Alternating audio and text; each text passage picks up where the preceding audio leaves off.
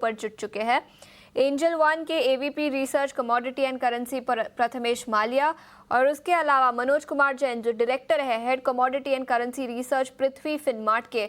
शुक्रिया जेंटलमैन, समय निकालकर आज हमारे साथ ईटी नाउ स्वदेश पर जुड़ने के लिए।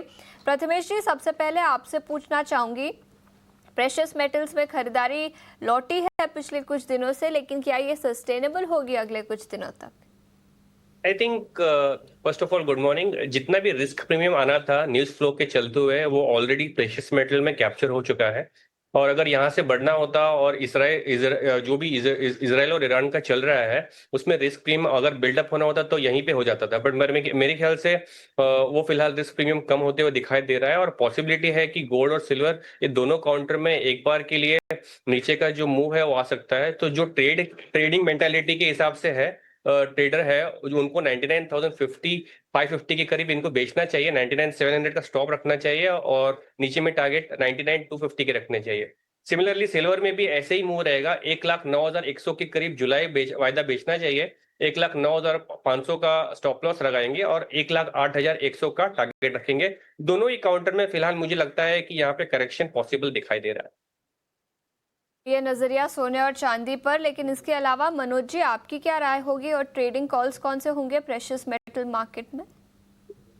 Good morning. बिल्कुल, यहाँ पे हम देख रहे हैं कि आज थोड़ी मुनाफा वसूली देखने को मिल रही है। यूएस फेड की जो मॉनेटरी पॉलिसी के आउटकम्स आए हैं वहां पे यूएस फेड ने इनलाइन एक्सपेक्टेशन ब्याज दरों में कोई बदलाव नहीं किया है, लेकिन वहां पे जो यूएस की इकोनॉमी का जो आउटलुक है वो थोड़ा सा यहाँ पे डाउनग्रेड किया है। ग्रोथ के अनुमान घटाए हैं, इन्फ्लेशन के जो अनुमान है वो बढ़ाए हैं। तो उसके चलते यहाँ पे अभी जल्द यूएस फेड की तरफ से ब्याज दरों में कोई कटौती की संभावना नहीं बनती है। हाँ, आखिर में जरूर यहाँ पे रेट कट जो है वो देखने को मिल सकता है, लेकिन जियोपॉलिटिकल टेंशंस के चलते यहाँ पे सोने में जरूर सपोर्ट देखने को मिल रहा है। और दूसरा, जो रुपये की कमजोरी है उसका एक यहाँ सपोर्ट जरूर बना हुआ है।